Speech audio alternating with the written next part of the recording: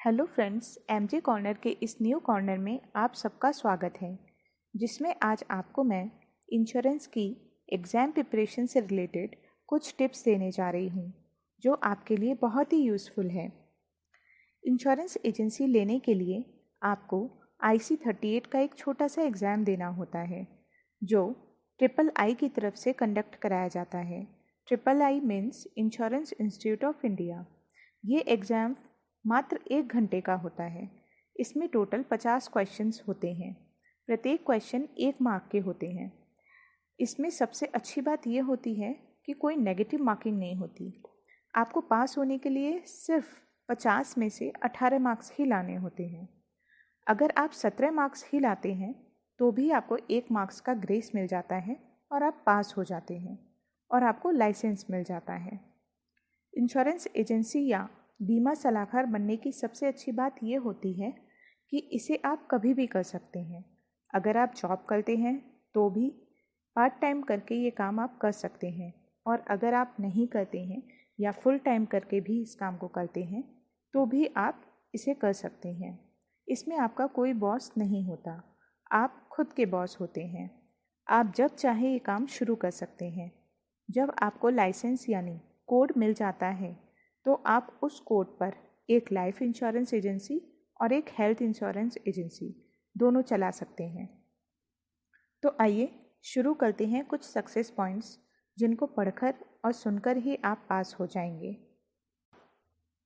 पहला पॉइंट है प्रस्तावक यानी प्रपोजर।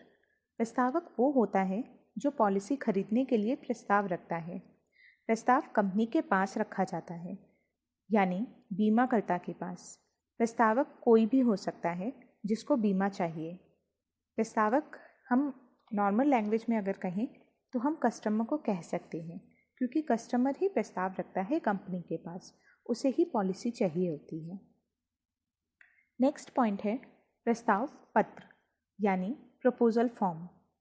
यह एक तरह का आवेदन पत्र होता है जिसे भरकर प्रस्तावक पॉलिसी खरीदता है। इसमें सारी इन्फॉर्मेशन प्रस्तावक को भरकर कंपनी को देनी होती है। प्रस्तावक इस फॉर्म के जरिए ही पॉलिसी खरीदता है। जिस फॉर्म को भरकर वो पॉलिसी खरीदता है उसे प्रपोजल फॉर्म या प्रस्ताव पत्र कहा जाता है। नेक्स्ट पॉइंट है पॉलिसी धारक यानी पॉलिसी होल्डर। पॉलिसी होल्डर वो होता है जिसके नाम की पॉलिसी आती है, यानी पॉलिसी बॉन्ड पर जिसका नाम होता है वही पॉलिसी होल्डर होता है। पॉलिसी होल्डर को हम बीमा धारक भी कहते हैं। नेक्स्ट पॉइंट है बीमाकर्ता यानी कंपनी, जो कस्टमर की पॉलिसी करता है। बीमाकर्ता वो होता है जो कस्टमर की पॉलिसी करता है। जैसे कस्टमर ने प्रस्ताव रखा और कि मुझे पॉलिसी चाहिए, अब कंपनी डिसाइड करेगी कि पॉलिसी करनी है या नहीं। तो कंपनी के पास में उसने प्रस्ताव रखा और कस्टमर की पॉलिसी कंपनी के द्वारा करी गई, उसे हम बीमाकर्ता यानी कंपनी कहते हैं। नेक्स्ट पॉइंट है अभिकर्ता यानी एजेंट, एडवाइज़र या सलाहकार, कुछ भी कह सकते हैं हम इसे, जो कंपनी और कस्टमर के बीच का सलाहकार होता है या बीच की कड़ी होता है। ये दोनों को बांधे हुए रखता है। इसे ही हम एडवाइज़र, अभिकर्ता, सलाहकार कहते हैं। नेक्स्ट पॉइंट है प्रीमियम। जब हम पॉलिसी खरीदते हैं तो जो उसकी किस्त होती है, जो कंपनी को हमें देनी होती है, वो प्रीमियम कहलाती है। बीमा पॉलिसी की किस्त 4 मोड्स में दे सकते हैं हम, जैसे ईयरली में यानी सालाना, हाफ ईयरली यानी छमाही, क्वार्टरली यानी तिमाही और मंथली यानी मासिक। इससे रिलेटेड एक क्वेश्चन ज़रूर आता है एग्ज़ाम में कि इंश्योरेंस में कंसिडरेशन का क्या अर्थ है। कंसिडरेशन मीन्स इसका आंसर ये है कि प्रीमियम। इंश्योरेंस में कंसिडरेशन का अर्थ होता है प्रीमियम, तो आपको प्रीमियम पे टिक करना होता है। नेक्स्ट पॉइंट है हमारा बीमा। बीमा एक तरह का अनुबंध है। अनुबंध मीन्स कॉन्ट्रैक्ट, जो 2 या 2 से अधिक लोगों के बीच में हो सकता है। ये एक लीगल कॉन्ट्रैक्ट होता है जिसमें एक प्रस्ताव रखता है और दूसरा उसे स्वीकार करता है। प्रस्ताव कौन रखता है, यानी प्रस्तावक प्रस्ताव रखता है और कंपनी उसके प्रस्ताव को स्वीकार भी सकती है और नहीं भी स्वीकार सकती है। जब कंपनी प्रस्ताव स्वीकारती है तो वहीं से बीमा की शुरुआत होती है। अब मैं आपको नेक्स्ट पॉइंट के जरिए ये बताना चाहूँगी कि बीमा क्या है। एक्चुअली बीमा आकस्मिक घटनाओं से होने वाली आर्थिक हानि की भरपाई कहलाता है। मतलब इसका है ये कि अगर कोई घटना होती है और उससे जो भी आर्थिक हानि होती है यानी फाइनेंशियल लॉस होता है, तो उसकी जो सुरक्षा करता है, उसकी जो भरपाई करता है, वो बीमा करता है। उसे हम बीमा कहते हैं। बीमा वह साधन है, बीमा हम उस साधन को कहते हैं जिसके द्वारा कुछ शुल्क यानी प्रीमियम यानी कंसिडरेशन देकर हानि के जोखिम यानी और दूसरे पक्ष यानी बीमाकर्ता पर डाला जा सकता है। जो भी जोखिम हो रहा है, जो भी आर्थिक हानि का जोखिम है, उसको हम कंपनी पे डाल देते हैं यानी बीमाकर्ता पे डाल देते हैं। अब बीमाकर्ता ही देखेगी इन केस अगर कोई भी घटना होती है तो उसे हम बीमा कहते हैं। बीमा शब्द जो है वो फारसी से लिया गया है। इसका अर्थ होता है जिम्मेदारी लेना। बीमा एक तरह का कॉन्ट्रैक्ट है जिसमें बीमाकर्ता बीमाकृत द्वारा, बीमाकृत यानी कस्टमर से एक निश्चित रकम के बदले, निश्चित रकम कौन सी हुई यानी प्रीमियम के बदले किसी निश्चित घटना होने पर, कोई भी घटना होने पर एक निश्चित रकम यानी डेथ कवर हुआ और जो भी इसमें सम एश्योर्ड हुआ वो देता है। यानी जो भी कस्टमर है वो तो कंपनी को प्रीमियम दे रही है, उसके बदले, प्रीमियम के बदले कंपनी क्या दे रही है कस्टमर को? एक निश्चित रकम यानी सम एश्योर्ड या डेथ कवर वो देती है, वो बीमा कहलाता है। नेक्स्ट पॉइंट है बीमा धन यानी सम एश्योर्ड। वो राशि जितने का बीमा लिया गया है, यानी बीमित की डेथ के बाद जो राशि नॉमिनी को दी जाती है वो राशि सम एश्योर्ड कहलाती है। जैसे अभी हमने थोड़ी देर पहले डिस्कस किया था बीमा के बारे में, तो उसमें मैंने बताया था कि कस्टमर प्रीमियम देता है, उसके बदले में कंपनी उसे एश्योरेंस देती है कि अगर आपको कुछ हो जाता है तो आपके नॉमिनी को हम जो भी इन बिहाफ ऑफ प्रीमियम वो राशि हम आपको देंगे। तो जो राशि दी जाती है वो सम एश्योर्ड, डेथ बेनिफिट हम उसे कह सकते हैं। तो वो सम एश्योर्ड यानी जितने के लिए आपने बीमा लिया गया है वो कहलाता है बीमा धन। नेक्स्ट पॉइंट है मैच्योरिटी यानी परिपक्वता। दो तरह के क्लेम होते हैं, डेथ क्लेम और मैच्योरिटी क्लेम। मैच्योरिटी क्लेम को हम दूसरी लैंग्वेज में सर्वाइवल बेनिफिट या सर्वाइवल क्लेम भी कह सकते हैं। क्या होता है ये मैच्योरिटी क्लेम? जीवित रहने पर जो पॉलिसी के अंत में प्राप्त होगा। जैसे 20 साल की पॉलिसी ले ली, हम एक एग्जाम्पल लेके चलते हैं। 20 साल की पॉलिसी ली है किसी ने, एक्स पर्सन ने 20 साल की पॉलिसी ली है। बीच में अगर उसकी डेथ हो जाती है तो डेथ क्लेम मिल जाता है और वो मिलता है नॉमिनी को और वहीं पॉलिसी बंद हो जाती है। लेकिन अगर पॉलिसी 20 साल की पॉलिसी ली है और जो बीमित है वो सरवाइव कर रहा है, मतलब जिंदा है, जीवित है, तो 20 साल में जो मैच्योरिटी होगी उसकी, यानी 20वें साल जो अमाउंट दिया जाएगा वो कहलाता है मैच्योरिटी क्लेम यानी परिपक्वता। तो दो तरह के क्लेम होते हैं, डेथ क्लेम और मैच्योरिटी क्लेम, दोनों मैंने आपको बता दिए। डेथ क्लेम जो डेथ पे दिया जाता है, और जो डेथ छोड़ के अगर पॉलिसी 20 साल की ली गई है और पॉलिसी के अंत तक पॉलिसी चल रही है तो उस समय जो अमाउंट दिया जाएगा वो कहलाता है मैच्योरिटी क्लेम। नेक्स्ट पॉइंट है संपूरक यानी राइडर।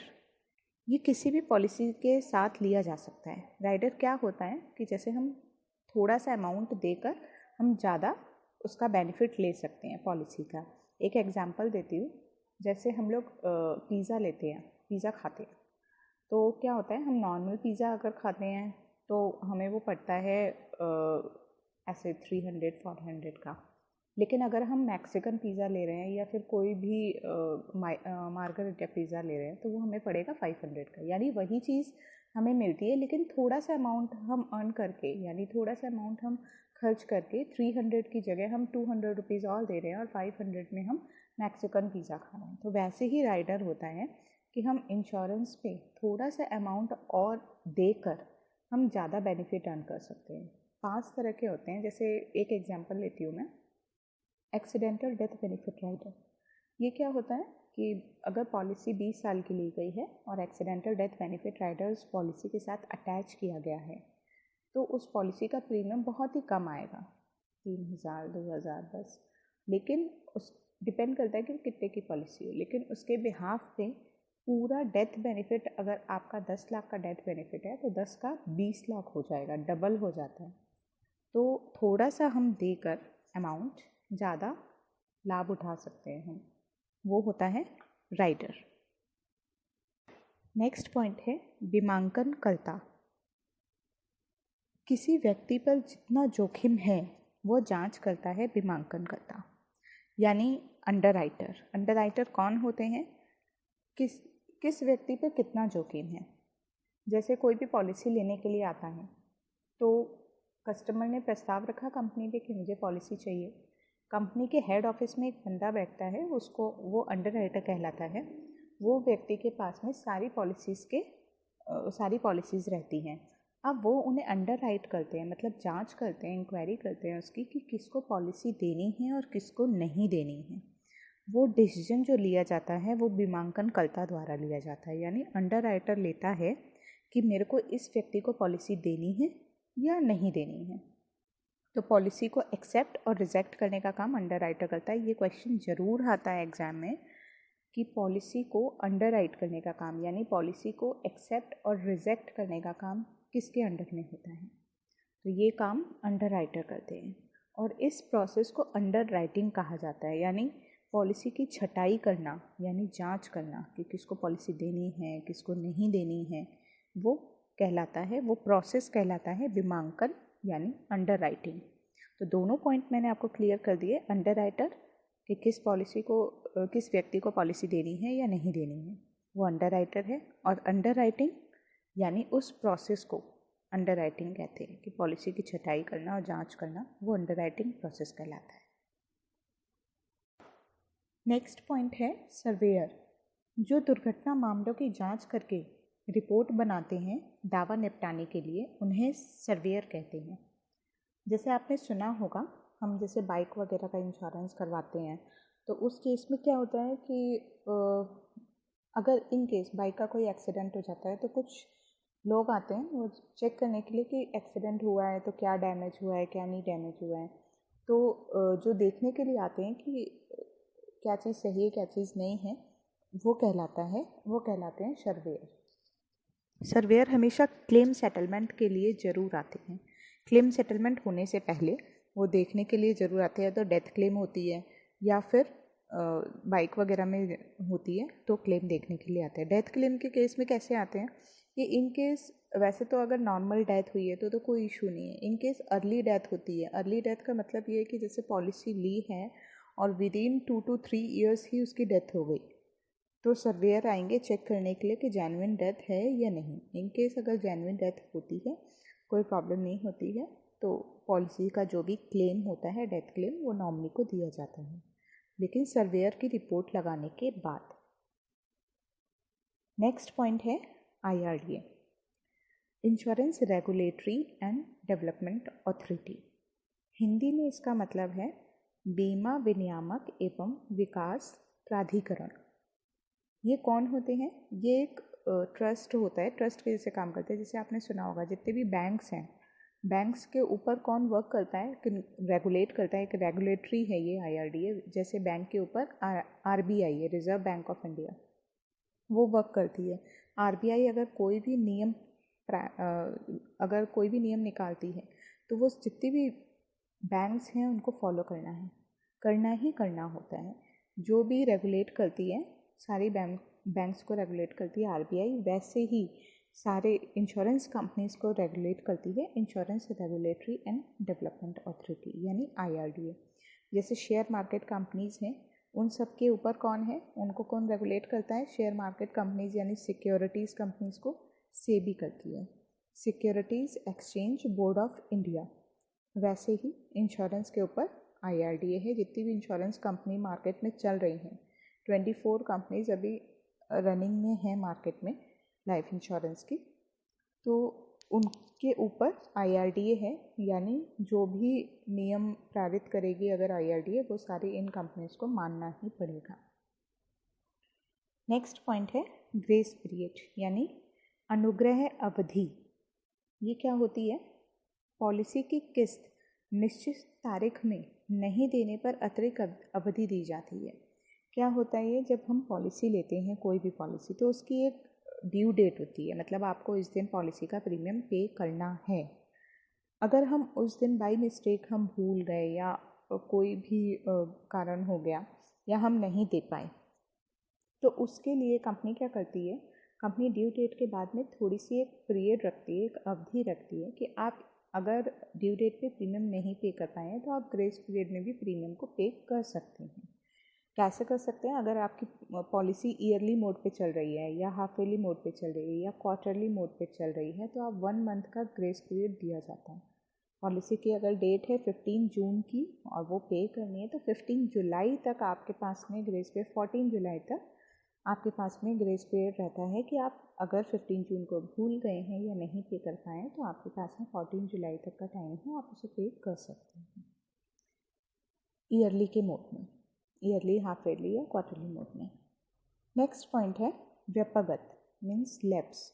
अगर पॉलिसी का प्रीमियम हम दे रहे हैं और नहीं दे पाए हैं, जैसे अभी मैंने बताया कि ग्रेस पीरियड में भी हमें दिया जाता है कि हम पॉलिसी का प्रीमियम दे दें, लेकिन अगर हम ग्रेस पीरियड में भी नहीं दे पाए हैं तो पॉलिसी क्या होगी? पॉलिसी वहीं रुक जाएगी, मतलब कि जितने भी पॉलिसी के बेनिफिट्स हैं वह वहीं क्लोज हो जाएंगे। इन केस अगर आपको कोई मनी बैक आपने पॉलिसी ले रखी है तो वो मनी बैक नहीं आएगा, क्योंकि आपकी पॉलिसी एक तरह से स्टॉप हो रखी है, बिल्कुल नहीं चल रही है, क्योंकि आपने प्रीमियम जो था वो ड्यू डेट पे भी नहीं दिया, जब ग्रेस पीरियड आया वो भी आप भूल गए, नहीं दे पाए, तो उस केस में आपकी पॉलिसी लैप्स में चली गई। जैसे अभी मैंने बताया था 15 जून का था, 14 जुलाई तक का ग्रेस पीरियड आपको दिया, लेकिन आपने 14 जुलाई को भी अगर पे नहीं कर पाए तो 15 जुलाई से आपकी पॉलिसी लैप्स में चली गई। इन केस अगर 15 जुलाई के बाद डेथ भी हो जाती है कस्टमर की, तो कोई भी क्लेम नहीं दिया जाता है कंपनी की तरफ से। जनरली ऐसा होता है, काफ़ी केसेस में ऐसा होता है,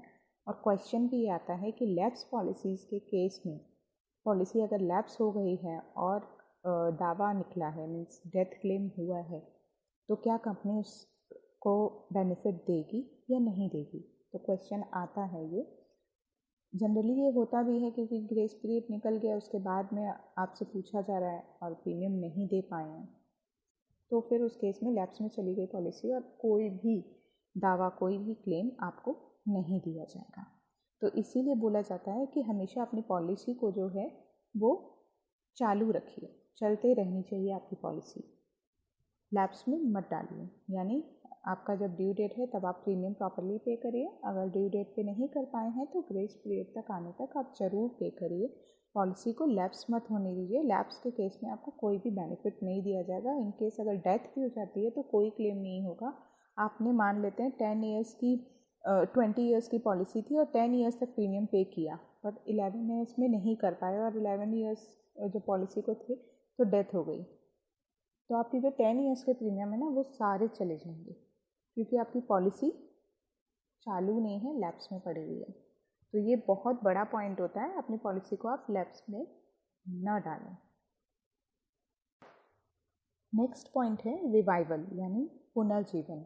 अब आपकी पॉलिसी लैप्स में चली गई, लैप्स पॉलिसी को फिर से चालू करना वो कहलाता है रिवाइवल।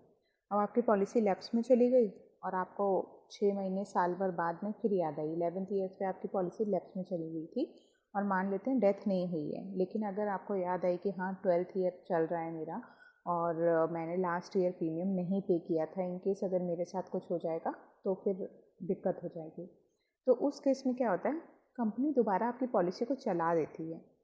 तो जब चलाती है तो उसे रिवाइवल कहते हैं, लेकिन कैसे चलाती है, कुछ शर्तें लगा देती है कंपनी। जैसे पहला तो जो भी आपका लैप्स में पड़े हुए थे, जो भी आपका प्रीमियम बकाया है 1 साल का, 2 साल का, वो आपको देना ही देना है, प्लस उस पर ब्याज भी लेगी कंपनी, क्योंकि इतने दिन आपने नहीं दिया था तो उसका ब्याज लेगी। साथ में आपका तुरंत मेडिकल चेकअप के लिए भी आपको डालेगी, क्योंकि अगर आप दोबारा पॉलिसी चलाने के लिए आए हो तो नेचुरल सी बात है कि इन केस कोई ना कोई फैक्ट है, कोई ना कोई प्रॉब्लम है कस्टमर को, तभी वो दोबारा पॉलिसी चलाने के लिए आया है। तो उस केस में मेडिकल चेकअप भी लेगी। मेडिकल चेकअप अगर जेन्युइन निकलता है, नॉर्मल निकलता है, कोई प्रॉब्लम नहीं है, तो आपकी पॉलिसी रिवाइव हो जाएगी। इन केस अगर मेडिकल चेकअप में कोई प्रॉब्लम आती है तो फिर प्रीमियम थोड़ा ज़्यादा आपको पे करना पड़ता है, यानी जितनी भी बकाया राशि है वो, साथ में ब्याज और साथ में मेडिकल चेकअप। ये करने के बाद ही आपकी पॉलिसी को दोबारा चालू किया जाता है, यानी आपकी पॉलिसी का दोबारा पुनर्जन्म हुआ है, रिवाइव हुई है आपकी पॉलिसी। ठीक है, ये 2 साल का टाइम होता है। हाँ, रिवाइवल पीरियड होता है सिर्फ 2 ईयर्स का। आपकी पॉलिसी लैप्स में चली गई है, उसके 2 साल के अंदर अगर आपको याद आ गई तो आप अपनी पॉलिसी को चला लीजिए। और 2 साल भी बीत गए तो आपकी पॉलिसी का कुछ नहीं होगा, ना उधो का लेना ना माधो का देना।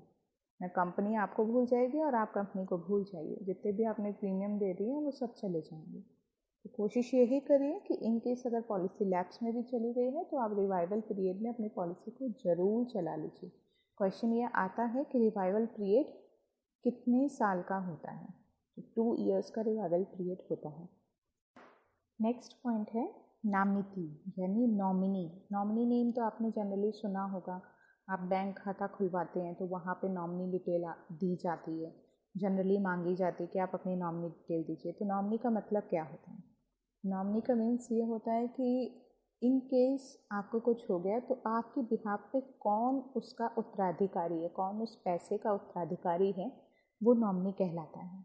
यानी जिसने पॉलिसी ली है, बीमित ने अगर पॉलिसी ली है तो बीमित की डेथ पर जो डेथ क्लेम अमाउंट दिया जाएगा, जिस पर्सन को दिया जाएगा, यानी जिस उसके उत्तराधिकारी को दिया जाएगा, वो नॉमिनी कहलाता है।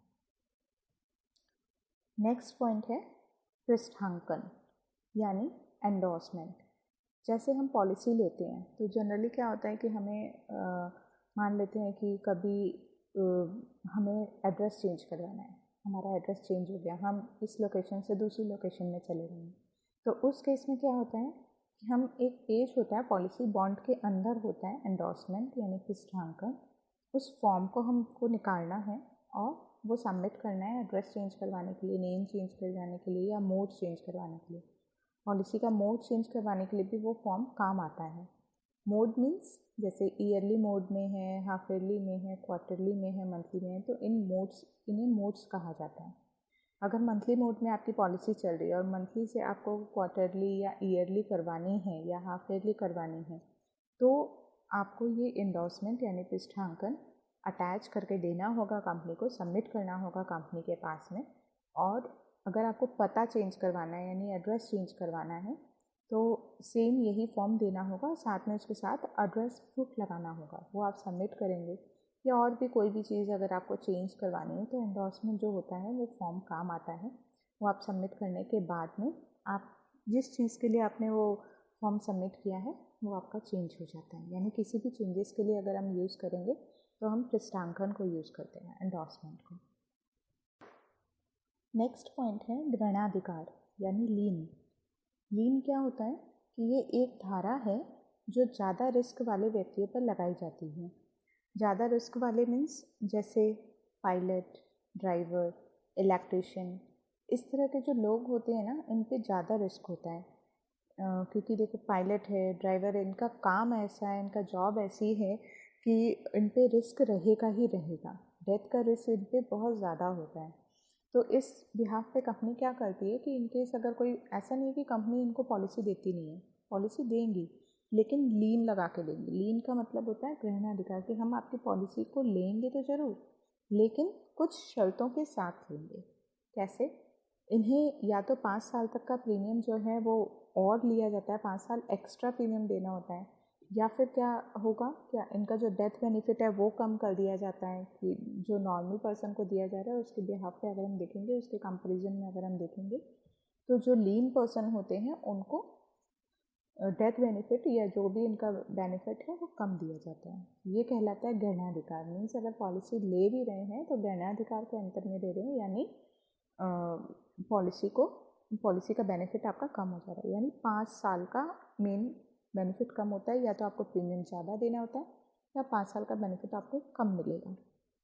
तो क्वेश्चन इसमें ये आता है कि गहना अधिकार नियम कितने साल का लगाया जा सकता है, तो 5 साल होता है, 5 साल का लगाया जाता है। नेक्स्ट पॉइंट है प्रिंसिपल ऑफ इंश्योरेंस। ये बहुत ही इंपॉर्टेंट पॉइंट है और इसे आप ध्यान से सुनिएगा। प्रिंसिपल ऑफ इंश्योरेंस क्या होता है कि हर चीज़ का एक सिद्धांत होता है, वैसे ही इंश्योरेंस का भी एक सिद्धांत होता है। टोटल इसमें 7 पॉइंट्स हैं, 7 इसके प्रिंसिपल्स होते हैं, लेकिन हम यहाँ अभी 3 जो मोस्ट इम्पॉर्टेंट प्रिंसिपल्स हैं वही डिस्कस करेंगे, क्योंकि वही क्वेश्चंस, उन्हीं पे क्वेश्चंस आते हैं और वही पूछे जाते हैं। जो पेपर आप देने के लिए जा रहे हैं IC38 का, उसमें यही 3 पे ही आएंगे। कौन कौन से पे? सबसे पहला है इंश्योरेबल इंटरेस्ट, यानी बीमा योग्य हित।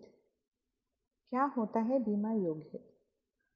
बीमा योग्य हित कुछ नहीं होता। जनरली ये क्या होता है कि जैसे किसी के होने पे हमें लाभ हो और किसी के न होने पे हमें आर्थिक हानि अगर होती है, वो कहलाता है इंश्योरेबल इंटरेस्ट। किसी के होने पे मीन्स फैमिली में मेंबर्स होते हैं, जैसे सबसे बड़े होते हैं ना, मदर, फिर फादर, फिर उनका बेटा होता है, बेटा बहू, फिर उनके बच्चे होते हैं, लड़का लड़की। तो इस तरह से एक फैमिली बनती है। तो जो बेटा होता है हम उसको एक मान लेते हैं ए पर्सन है, उसके फादर और मदर FM, एंड उसके वाइफ है W, ए के बच्चे हैं C1 C2। तो एक एग्जाम्पल ले रहे हैं, ए की ब्रदर भी है और सिस्टर भी है, तो ब्रदर का हम B ले लेते हैं और सिस्टर का हम S ले लेते हैं। तो ये एक फैमिली बन गई, यानी ए के mother father, sister brother, wife और 2 चिल्ड्रन। तो ये एक फैमिली बन गई। ए के साथ में अगर एक और इसकी वाइफ को हम देखते हैं, अगर वाइफ की लाइफ में ए नहीं होगा तो वाइफ को लॉस होगा, फाइनेंशियल लॉस होगा, यानी कहीं ना कहीं फाइनेंशियल लॉस होगा, जिसकी वजह से वाइफ को बियर करना पड़ेगा अगर ए नहीं होगा, क्योंकि अभी सारी जिम्मेदारी ए पे है, ए ही अर्निंग मेंबर है। तो यानी ए वाइफ की पॉलिसी ले सकता है। इंश्योरेबल इंटरेस्ट जब भी होगा तब पॉलिसी ली जाती है। अगर इंश्योरेबल इंटरेस्ट नहीं है, उन दोनों के बीच में इंश्योरेबल इंटरेस्ट नहीं है, तो पॉलिसी नहीं मिलेगी किसी भी कीमत पे। तो स्टार्टिंग में देखी जाएगी पॉलिसी कि आपको अगर पॉलिसी आप लेने के लिए कंपनी के पास में गए हो, तो कंपनी ये देखेगी स्टार्टिंग में ही कि आपकी पॉलिसी में इंश्योरेबल इंटरेस्ट है या नहीं। यानी अगर ए अपनी वाइफ के लिए पॉलिसी ले रहा है या वाइफ ए के लिए ले रही है, तो पॉलिसी मिलेगी, क्योंकि ये दोनों एक दूसरे से अटैच्ड हैं और इंश्योरेबल इंटरेस्ट है इन दोनों में। ए अगर नहीं रहता है तो वाइफ को भी लॉस होगा, और वाइफ नहीं रहती है तो ए को भी लॉस होगा, क्योंकि उसने पूरे घर की जिम्मेदारी अपने ऊपर उठा रखी है, बच्चों को देखना, घर को देखना, माँ बाप को देखना, सब कुछ। तो कहीं ना कहीं फाइनेंशियल लॉस होगा, या तो उसे सेकेंड मैरिज करनी पड़ेगी या उसे कोई ना कोई मेड रखनी पड़ेगी, तो फाइनेंशियल लॉस कहीं ना कहीं होगा। ठीक है, तो यानी ए की लाइफ में वाइफ और वाइफ की लाइफ में ए दोनों ही इम्पॉर्टेंट है, यानी दोनों एक दूसरे के लिए पॉलिसी ले सकते हैं। लेकिन ए अगर पॉलिसी ले रहा है अपनी वाइफ के लिए कितनी भी अमाउंट की, तो वाइफ की जो पॉलिसी, वाइफ अगर अपने ए के लिए ले रही है, हमेशा जो ए की पॉलिसी होगी उसका डेथ क्लेम ज़्यादा होगा। कभी भी वो अपनी वाइफ के लिए ज़्यादा की पॉलिसी नहीं ले सकता। अगर उसकी पॉलिसी ए की हो रखी है 10 लाख की और वो अपनी वाइफ की चाहता है नहीं मैं तो इसकी 20 लाख की पॉलिसी लेना चाहता हूँ, तो कभी भी कंपनी नहीं देगी, क्योंकि अपने से ज़्यादा की वो पॉलिसी नहीं ले सकता है, वो पॉलिसी होल्डर है उस केस में। अब नेक्स्ट पॉइंट करते हैं। पॉलिसी होल्डर भी वही होता है जो प्रीमियम पे करता है, मैंने आपसे पहले भी डिस्कस किया है। अब नेक्स्ट पॉइंट हम क्रिएट करते हैं, जैसे ए अपनी फादर और मदर के लिए पॉलिसी लेना चाह रहा है, तो क्या वो ले सकता है? हाँ, ले सकता है, क्योंकि फादर मदर अगर नहीं होंगे तो उससे कहीं ना कहीं फाइनेंशियल लॉस होगा। और फादर मदर की लाइफ में भी ए के लिए वैसे ही है कि वो अपने बच्चे के लिए पॉलिसी ले सकते हैं, क्योंकि अगर बच्चा नहीं होगा तो उन्हें भी फाइनेंशियल लॉस होगा। जैसे कि अब ए अपने बच्चों के लिए सोचता है कि ये बड़े होंगे तो मेरा बुढ़ापे का सहारा बनेंगे, वैसे ही ए के फादर मदर सोचते हैं कि ये मेरे बुढ़ापे का सहारा है, अगर ये नहीं होगा तो मुझे कहीं ना कहीं फाइनेंशियल लॉस होगा। तो फादर मदर ए के लिए पॉलिसी ले सकते हैं। ए क्या फादर मदर के लिए पॉलिसी ले सकता है? ले सकता है, बिल्कुल ले सकता है। अब बात करते हैं सिस्टर और ब्रदर की। क्या ए की लाइफ में ब्रदर और सिस्टर ज़्यादा इम्पॉर्टेंट हैं? अगर ए का ब्रदर यानी बी नहीं रहेगा तो क्या ए को लॉस होगा? कोई लॉस नहीं होगा, कोई फाइनेंशियल लॉस नहीं होगा। अगर ए की लाइफ में उसकी सिस्टर नहीं रहती है तो क्या उसे लॉस होगा? नहीं होगा। यानी ए की लाइफ में ब्रदर सिस्टर इम्पॉर्टेंट नहीं है, यानी इंश्योरेबल इंटरेस्ट नहीं है। तो उस केस में क्या होगा? कभी भी वो पॉलिसी नहीं ले सकता। भाई बहन के लिए, बहन भाई के लिए, भाई भाई के लिए और भाई बहन बहन के लिए पॉलिसी कभी नहीं ले सकते, क्योंकि इंश्योरेबल इंटरेस्ट नहीं है। ये क्वेश्चन आता है, हमेशा आता है। और एक क्वेश्चन इसमें आता है कि जैसे ए का कोई फ्रेंड है एक्स, वो बचपन से साथ में पढ़े, साथ में खेले कूदे, सब कुछ किया, शादी भी साथ में हुई। अब इन केस एक्स के लिए ए पॉलिसी लेना चाह रहा है, वो कंपनी के पास में गया और उसने एक्स के लिए पॉलिसी के लिए अप्लाई किया, तो क्या कंपनी एक्स के लिए पॉलिसी दे देगी? मतलब उसका प्रीमियम ए पे करेगा और एक्स के डेथ पे पैसा मिलेगा ए को। हमेशा पॉलिसी होल्डर प्रीमियम पे करता है, और अगर डेथ हो जाती है, नॉमिनी उसने किसी को भी बनाया हो, लेकिन अगर पॉलिसी होल्डर जीवित है यानी पैसा उसने दिया है, वो जीवित है, पहला पैसा पॉलिसी होल्डर को मिलेगा, उसके बाद नॉमिनी को मिलेगा। तो हम देखते हैं अब यहाँ पर क्या होगा। ए अगर पॉलिसी लेने के लिए आया है एक्स के साथ में, तो क्या कंपनी एक्स को पॉलिसी देगी? नहीं देगी। क्यों? क्योंकि एक्स और ए के बीच में इंश्योरेबल इंटरेस्ट नहीं है। इन केस अगर एक्स को कुछ हो जाता है तो ए को कोई फ़र्क नहीं पड़ेगा, कोई फाइनेंशियल लॉस नहीं होगा।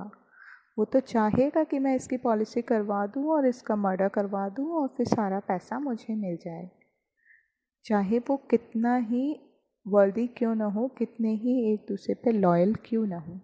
सेम एक्स भी ए के लिए पॉलिसी नहीं ले सकता। तो ये क्वेश्चन आता है, फ्रेंड, बेस्ट फ्रेंड हो, ब्रदर सिस्टर हो, वो पॉलिसी नहीं ले सकते। क्यों नहीं ले सकते? क्योंकि उसमें इंश्योरेबल इंटरेस्ट यानी बीमा योग्य हित मौजूद नहीं है। ये लाइफ इंश्योरेंस के केस में हमेशा स्टार्टिंग में देखा जाता है कि आप में जब आप पॉलिसी लेने के लिए जा रहे हो कंपनी के पास में, तब देखा जाता है कि क्या आप दोनों के बीच में इंश्योरेबल इंटरेस्ट है। अगर होता है तो मिलता है, नहीं होता है तो नहीं दिया जाता है। नेक्स्ट प्रिंसिपल है हमारा अटमोस्ट गुड फेथ, यानी परम सद्भाव का सिद्धांत। इससे आपको वर्ड से ही समझ में आ रहा होगा। परम सद्भाव मतलब एक दूसरे में अच्छे भाव का होना ज़रूरी है। एक दूसरे मतलब कंपनी और कस्टमर, यानी बीमित और बीमा करता, इन दोनों के बीच में अटमोस्ट गुड फेथ होना ज़रूरी है। परम सद्भाव का सिद्धांत होना ज़रूरी है। म्यूचुअल अंडरस्टैंडिंग होना ज़रूरी है। म्यूचुअल अंडरस्टैंडिंग मीन्स मतैक्य, मतलब दोनों का जो मत है, दोनों के जो विचार हैं, जो सोच है, वो एक होने चाहिए। कस्टमर अगर कंपनी के पास में पॉलिसी लेने के लिए आया है तो वो सारी चीज़ वो लॉयल्टी के साथ में कंपनी पे फेथ करे कि हाँ, मेरे को पॉलिसी लेनी है, इन केस अगर मेरे को कुछ हो जाता है तो मेरी बिहाफ पे मेरी फैमिली को सपोर्ट कंपनी करेगी।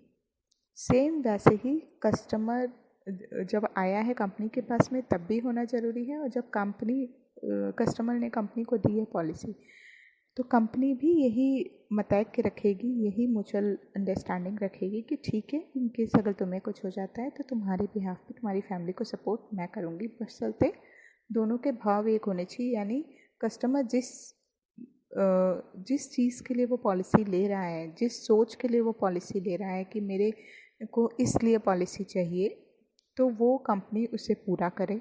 और कंपनी जब पॉलिसी ले रही है तो कंपनी को भी ये देखना है कि जो भी कस्टमर ने डिटेल अपनी फिल करी है, जो भी इंफॉर्मेशन वो फिल करी है, वो प्रॉपर होनी चाहिए, सही होनी चाहिए, तभी कंपनी उसको पॉलिसी देगी। यानी दोनों का एक दूसरे पे फेथ होना बहुत ज़रूरी है।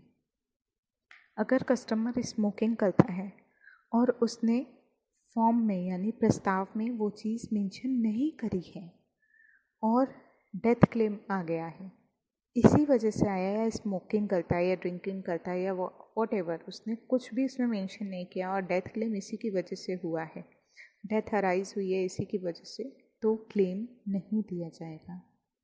क्यों? क्योंकि दोनों के बीच में अटमोस्ट गुड फेथ नहीं है। ये प्रिंसिपल्स इसीलिए बनाए गए हैं कि होना ज़रूरी है, इसलिए। तो हमेशा ध्यान रखना है, परम सद्भाव का सिद्धांत यानी कंपनी का कस्टमर पे, कस्टमर का कंपनी पे फेथ होना बहुत ज़रूरी है। फेथ वो भी गुड फेथ। ओके, ये भी लाइफ इंश्योरेंस के केस में इसमें देखा जाता है, लाइफ इंश्योरेंस में भी और नॉन लाइफ दोनों में देखा जाता है।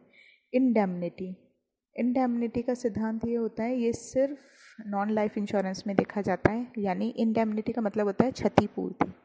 तो जिस चीज़ की क्षति होती है उसी की पूर्ति होगी ना। लाइफ की तो क्षति होती ही नहीं है, सुना होगा आपने भी। लाइफ का क्या होता है? लाइफ की तो सीधे डेथ ही होती है, कोई हानि नहीं होती ना। इसलिए हानि किस चीज़ की हो सकती है? बॉडी की हो सकती है। तो वो फिर बॉडी किस चीज़ में आ जाता है? हेल्थ में चला जाता है। हेल्थ हमेशा नॉन लाइफ में आता है, लाइफ में कभी नहीं आता, लाइफ इंश्योरेंस में नहीं आता। अभी मैं नेक्स्ट पॉइंट में डिस्कस करूँगी कि कितने टाइप के होते हैं इंश्योरेंस, तो मैं आप वहाँ डिस्कस कर दूँगी, आपको बता दूँगी। तो हेल्थ इंश्योरेंस के केस में या जनरल इंश्योरेंस यानी बाइक वगैरह के केस में ये इंडेमनिटी का सिद्धांत लागू होता है। कब कब लागू देखा जाता है? ये स्टार्टिंग में देखा जाता है जब हम पॉलिसी लेने के लिए जा रहे हैं बाइक के लिए या फिर हेल्थ इंश्योरेंस, और क्लेमिंग के टाइम पे कि आप जो कह रहे हो वो सही है या नहीं, क्षति हुई भी है या नहीं। तो ये पॉइंट होना ज़रूरी होता है इंडेमनिटी के केस में। नेक्स्ट जो पॉइंट्स बचे हुए हैं वो मैं आपको नेक्स्ट वीडियो में डिस्कस करूँगी, और आप कंटिन्यू रहिएगा मेरे साथ में। तो नेक्स्ट वीडियो में हम बाकी के जो रेस्ट पॉइंट बचे हुए हैं वो डिस्कस करेंगे। Thanks for watching my video. Please मेरे चैनल को लाइक सब्सक्राइब करना ना भूलें और मेरी वीडियो को शेयर भी करें। Thank you.